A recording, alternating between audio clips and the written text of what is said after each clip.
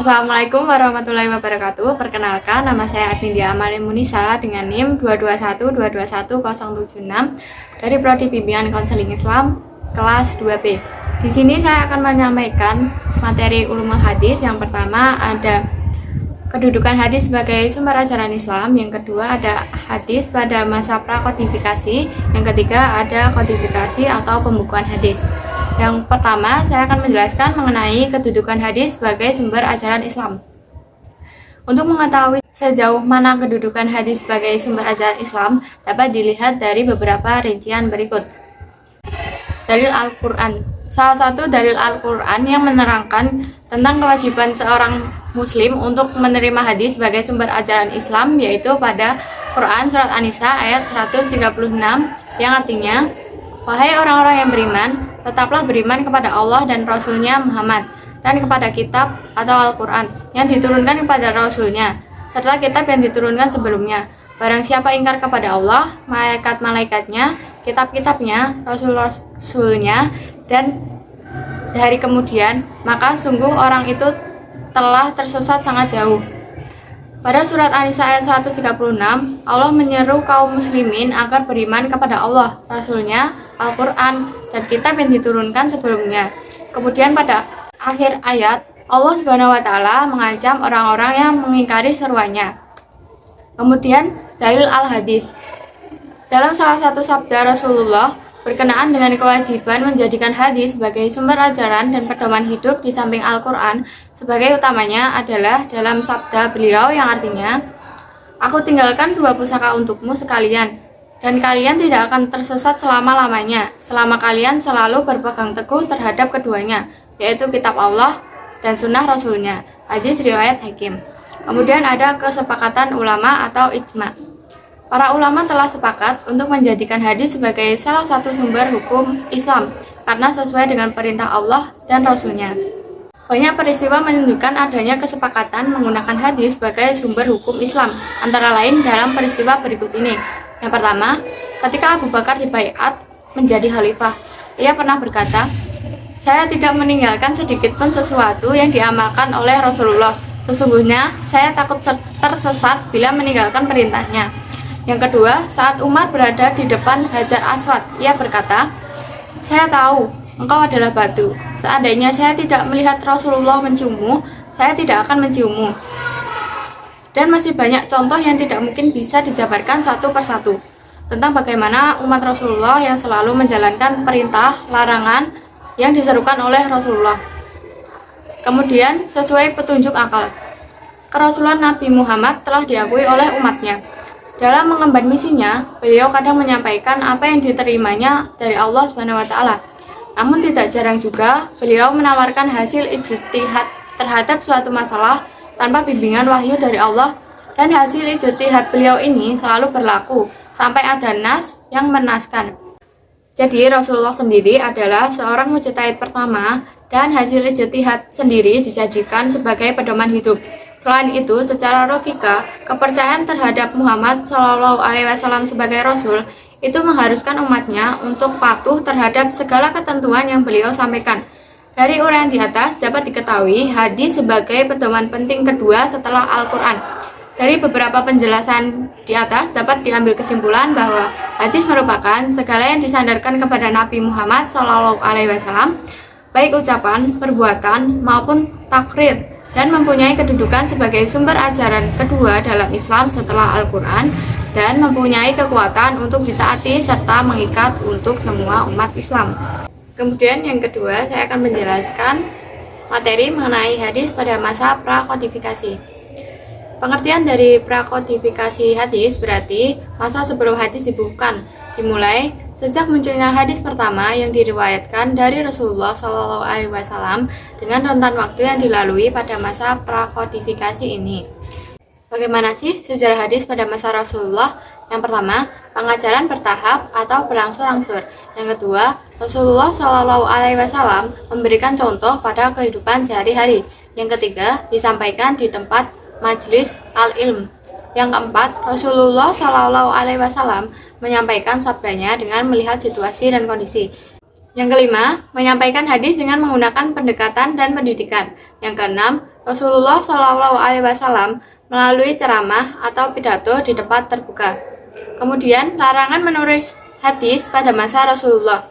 Hadis pada waktu itu umumnya hanya diingat dan dihafal oleh para sahabat dan tidak ditulis seperti Al-Quran ketika disampaikan oleh Rasulullah karena situasi dan kondisi yang tidak memungkinkan. Rasulullah melarang bagi umum karena khawatir apabila hadis tercampur dengan Al-Quran yang saat itu masih proses penurunan. Kemudian, diperbolehkannya menulis hadis pada masa Rasulullah. Larangan menulis hadis tidaklah umum kepada semua sahabat. Ada sahabat tertentu yang diberikan izin untuk menulis hadis. Rasulullah melarang menulis hadis karena khawatir tercampur dengan Al-Quran dan pada kesempatan lain atau di luar waktu penurunan Al-Quran. Rasulullah memperbolehkan untuk menulisnya. Kemudian, bagaimana sih sejarah hadis pada masa sahabat? Yang pertama, menjaga pesan Rasulullah Shallallahu Alaihi Wasallam. Pesan-pesan Rasulullah sangat mendalam pengaruhnya kepada para sahabat, sehingga segala perhatian yang tercurah semata-mata untuk melaksanakan dan memelihara pesan-pesannya. Kecintaan mereka kepada Rasulullah Shallallahu Alaihi Wasallam dibuktikan pula dengan melaksanakan segala contoh dari Rasulullah. Kemudian yang kedua, ada kehati-hatian sahabat dalam periwayatan hadis. Pada masa Khalifah Abu Bakar, Umar, Utsman, dan Ali, dalam periwayatan hadis mereka sangat berhati-hati. Kehati-hatian para sahabat dalam meriwayatkan hadis Rasulullah karena khawatir terjerumus pada kesalahan dan takut ada kesalahan karena masuk ke dalam sunnah. Padahal sunnah merupakan sumber hukum setelah Al-Quran Al-Karim. Para khalifah pada masa sahabat juga menyerukan agar lebih memfokuskan pada Al-Quran daripada periwayatan hadis. Yang demikian dilakukan karena ditakutkan para umat Islam saat itu berpaling dari Al-Quran. Kemudian yang ketiga ada proses penerimaan hadis para sahabat.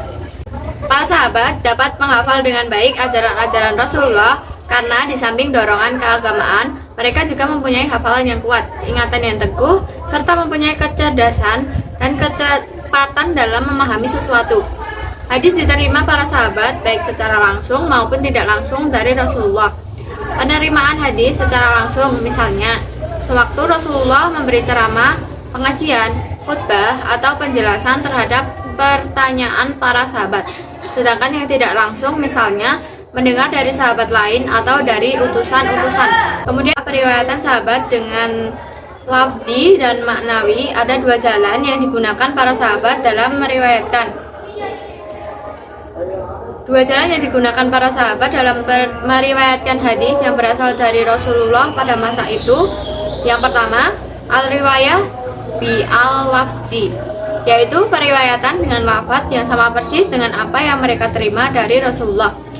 Dua, al-riwayah bi al-makna, yaitu periwayatan dengan makna atau maksud kandungan hadis Rasulullah saja. Dalam hal ini, isi kandungan hadis sesuai dengan apa yang dimaksudkan Rasulullah. Kemudian yang kelima, banyak sahabat yang meriwayatkan hadis. Adapun jumlah hadis terbanyak yang diriwayatkan oleh sahabat sebagaimana yang telah ditulis oleh ulama hadis, yaitu ada Abu Hurairah, Abdurrahman bin Sahr, Ad-Dausi Al-Yamani, 19 sebelum Hijriah sampai 59 Hijriah. Jumlah hadis yang diriwayatkannya adalah 5.374 hadis. Kemudian ada Abdullah bin Umar bin Khattab, 10 sebelum Hijriah sampai 93 Hijriah. Jumlah hadis yang diriwayatkannya ada 2.630 hadis. Kemudian ada Anas bin Malik, 10 sebelum Hijriah sampai 93 Hijriah. Jumlah hadis yang diriwayatkannya adalah 2.286 hadis. Kemudian ada Aisyah binti Abu Bakar, 9 sebelum Hijriah sampai 58 Hijriah. Jumlah hadis yang diriwayatkannya ada 2.210 hadis. Kemudian ada Abdullah bin Abbas bin Abdul Muthalib, 3 sebelum Hijriah sampai 68 Hijriah. Jumlah hadis yang diriwayatkannya adalah 1.660 hadis. Kemudian ada Jabir bin Abdillah Al-Ansari, 6 sebelum Hijriah sampai 78 Hijriah. Jumlah hadis yang diriwayatkannya adalah 1.540 hadis. Kemudian ada Abu Sa'id Al-Khudri Al-Ansari, 12 sebelum Hijriah sampai 74 Hijriah. Jumlah hadis yang diriwayatkannya adalah 1.170 hadis. Kemudian, bagaimana sih sejarah hadis pada masa tabi'in? Pada masa ini, Al-Quran sudah terkumpul dalam satu mushaf dan sudah tidak mengkhawatirkan lagi. Selain itu, pada masa Khulafaur Rasyidin, para sahabat ahli hadis telah menyebar ke beberapa wilayah, sehingga mempermudah tabi'in untuk mempelajari hadis. Kemudian terdapat pusat-pusat pembinaan hadis pada masa tabi'in. Yang pertama, Madinah dengan tokoh dari kalangan sahabat seperti Aisyah dan Abu Hurairah. Yang kedua, Mekah dengan tokoh kalangan sahabat seperti Ibnu Abbas. Yang ketiga, ada Kufah dengan tokoh dari kalangan sahabat seperti Abdullah Ibnu Mas'ud. Yang keempat, ada Basrah dengan tokoh dari kalangan sahabat seperti Utbah bin Ghazwan. Yang kelima, ada Syam dengan tokoh dari kalangan sahabat seperti Mu'ad bin Jabal. Yang keenam, ada Mesir dengan tokoh dari kalangan sahabat seperti Abdullah bin Amr bin Al-As. Kemudian materi yang terakhir yaitu kodifikasi atau pembukuan hadis. Yang pertama, definisi kodifikasi hadis. Kata kodifikasi dalam bahasa Arab dikenal dengan al-tadwin yang berarti codification, yaitu mengumpulkan dan menyusun.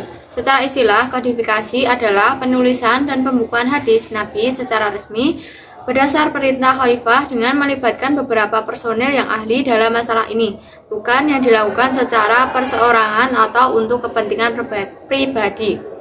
2. Faktor pendorong kodifikasi. Faktor internal. Pentingnya menjaga autentisitas dan eksistensi hadis. Semangat untuk menjaga hadis sebagai salah satu warisan Nabi yang sangat berharga. Kemudian semangat keilmuan yang tertanam di kalangan umat Islam saat itu termasuk di dalamnya aktivitas tulis-menulis dan periwayatan hadis. Kemudian adanya kebolehan dan izin untuk menulis hadis pada saat itu. Kemudian penghafal dan periwayat hadis semakin berkurang karena meninggal dunia, baik disebabkan adanya peperangan maupun yang lainnya. Faktor eksternal. Penyebaran Islam dan semakin meluasnya daerah kekuasaan Islam sehingga banyak periwayat hadis yang tersebar di berbagai daerah. Kemunculan dan meluasnya pemalsuan hadis disebabkan antara lain oleh perbedaan politik dan aliran. Yang ketiga, kodifikasi hadis abad 2 Hijriah. Pembukuan pada masa ini para ulama tidak melakukan penyaringan dan pemisahan. Mereka tidak memasukkan hadis-hadis saja, tetapi fatwa sahabat dan tabi'in juga dimasukkan ke dalam kitab-kitab mereka.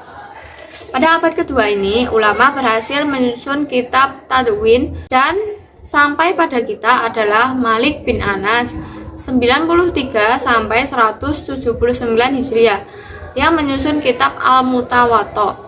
Kitab ini disusun sejak tahun 143 Hijriah. Abad kedua ini juga diwarnai dengan meluasnya pemalsuan hadis. 4. Kodifikasi hadis abad 3 Hijriah. Pada abad ini merupakan masa penyaringan dan pemisahan antara sabda Rasulullah dengan fatwa sahabat dan tabi'in. Masa penyeleksian ini terjadi pada zaman Bani Abbasiyah, yakni masa Al-Ma'mum sampai Al-Muqtadir, sekitar tahun 201 sampai 300 Hijriah. Pada saat ini pula dibuat kaidah-kaidah dan syarat-syarat untuk menentukan apakah suatu hadis itu sahih atau dhaif. 5. Kodifikasi hadis abad 4 sampai 7 Hijriah. Pembukuan hadis pada periode ini lebih mengarah pada usaha mengembangkan variasi pentadwinan terhadap kitab-kitab hadis yang sudah ada. 6. Kodifikasi hadis abad 7 Hijriah sampai sekarang.